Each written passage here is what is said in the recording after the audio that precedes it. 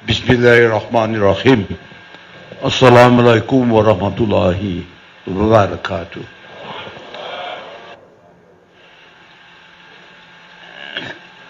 Kita tadi mendengar penjelasan dan saya yakin Anda yang semua hadir di sini dan mendengarnya telah diilhami.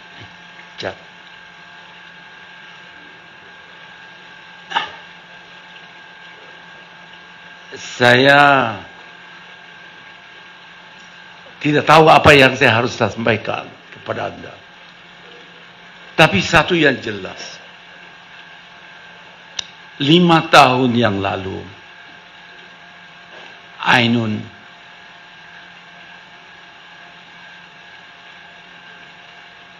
bagi saya tiba-tiba tiada.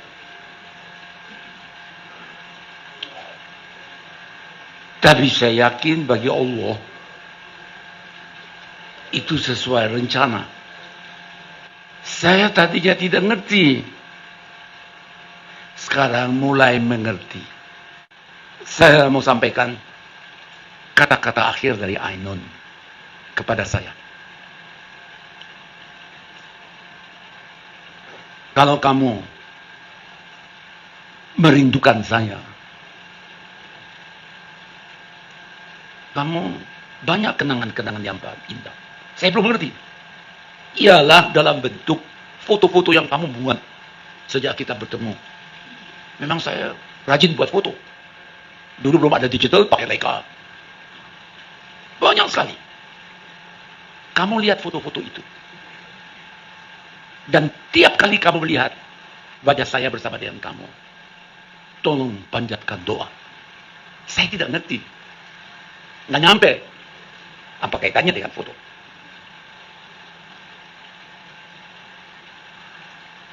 Saya mulai berpikir.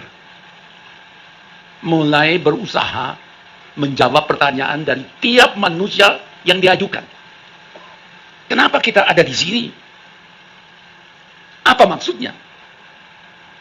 Saya tadi atau kemarin sampaikan sama Ilham dan sama Pak Bate dan Adri ada di sini. Dia tanya, Pak lagi ngapain? Tanya, saya lagi baca buku. Buku apa? Buku diskusi antara dua tokoh. Satu tokoh dalam bidang ilmu fisika. Fisika modern. Anda tahu yang pakai, nggak bisa ngomong itu. Yang pakai kursi roda. Hawkins. Gitu? Dia membuat analisa mengenai kehidupan. Kesimpulannya adalah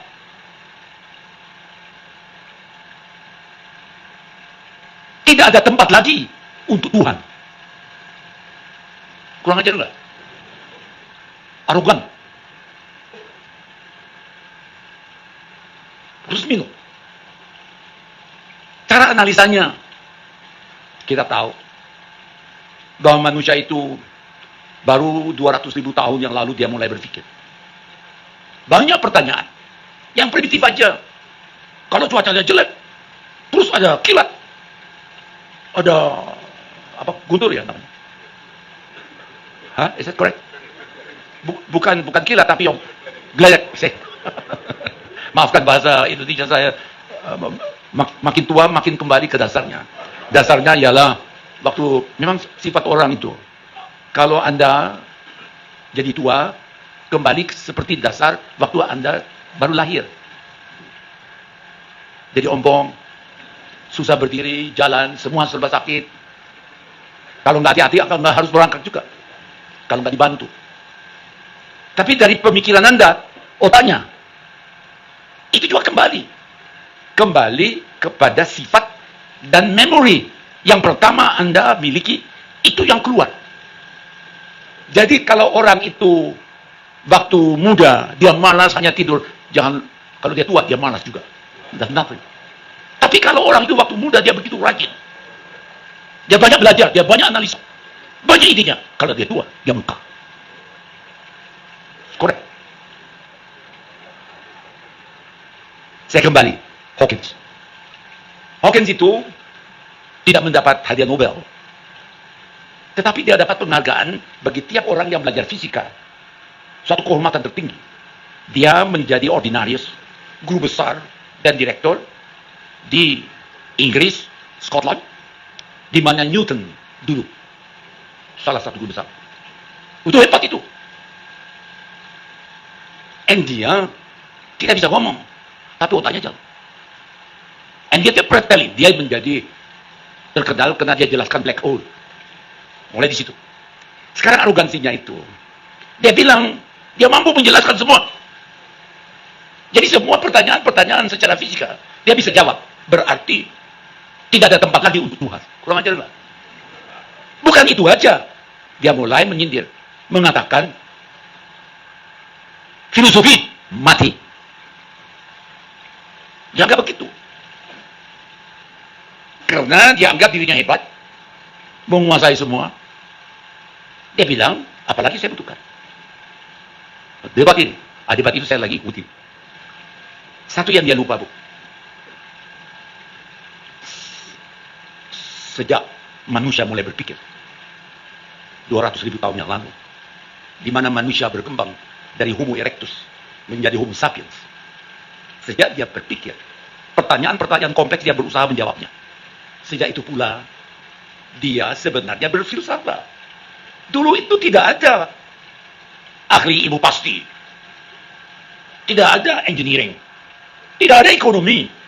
Tidak ada sosial politik. Yang ada hanya filsafat.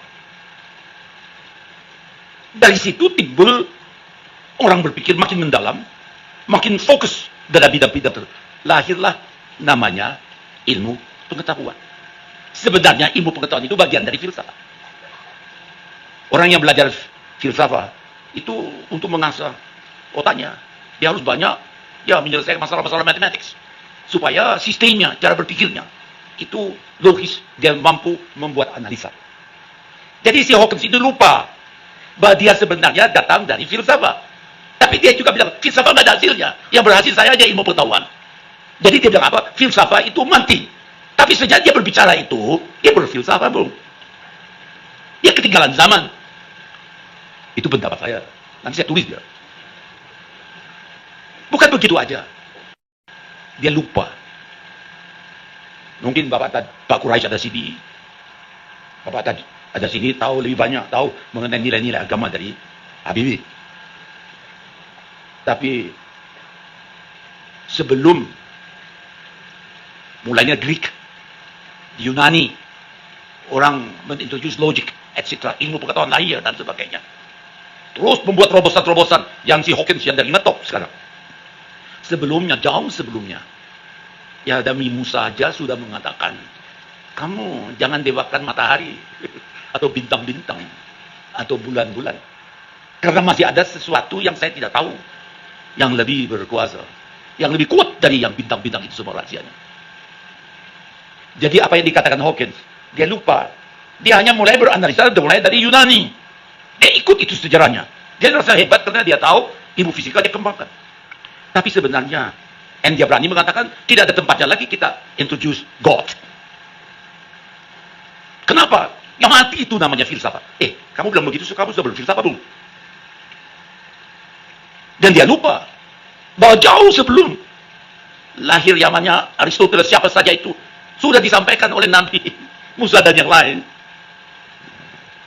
Jangan kamu dewakan itu. Ada yang lebih hebat. Yang lebih hebat itu saya tidak tahu. Saya juga tidak berkeinginan sebagai manusia untuk tahu bentuknya siapa dia. No.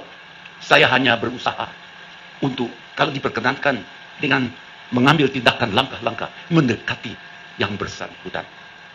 Tadi diberikan kriteria-kriteria. Itu cara pendekatan-pendekatan. Kita nggak bisa. It's impossible. Coba lihat. Saya tadinya susah sekali untuk mengerti di mana Ainon. Dan saya kehilangan Pak Qurai. Saya kira saya hampir gila.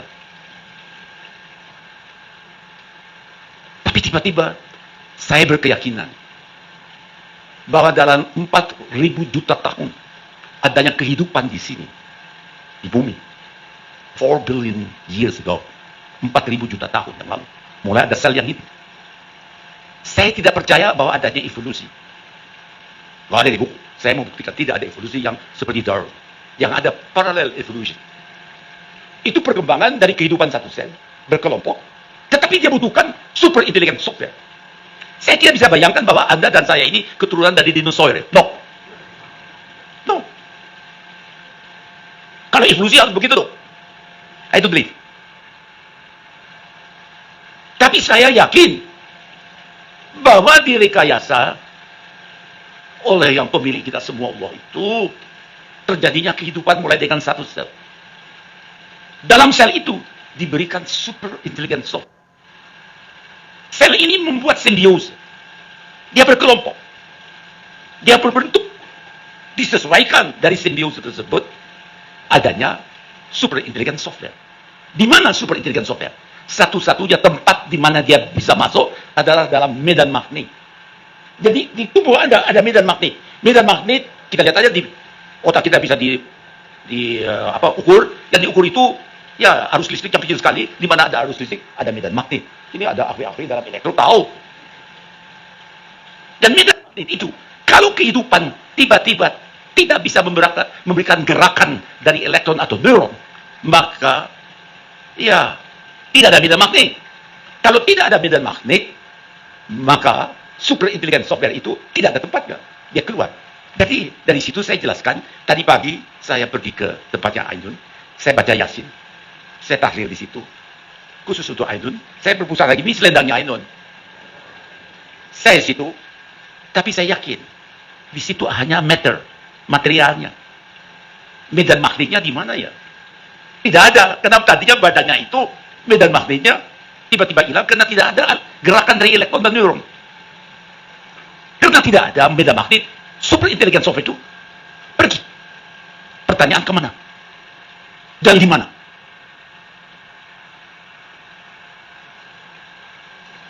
Saya berkeyakinan bahwa super intelligent software itu pertama-tama akan cari medan magnet yang compatible, cocok dengan Anda. Dengan super intelligent software. Itu yang paling kompeten siapa? Medan magnet dari ibu kita masing-masing. Karena kalau dua protein dari ibu dan bapak bertemu, dia berikan informasi, dia langsung memanfaatkan energi yang ada untuk dia berkembang. Tapi belum ada gerakan apa-apa. Karena energinya belum lengkap. Dia diprogram untuk cari, ya, moment. Oh, you have to eat. That's my problem. Everybody has to eat. Ini masalah Pak Habibie. Kalau saya sudah mulai disuruh ngomong, bisa berjam-jam. Tapi saya mau akhirin aja saja. Medan magnet yang ada pada tubuh kita, karena sel-selnya itu menutup, tidak memberikan gerakan dari apa saja, akan hilang. Maka boleh dikatakan super intelligent software itu mencari medan magnet yang baru. Yang paling cocok dengan dia adalah medan magnet dari ibunya. Karena itu hebat.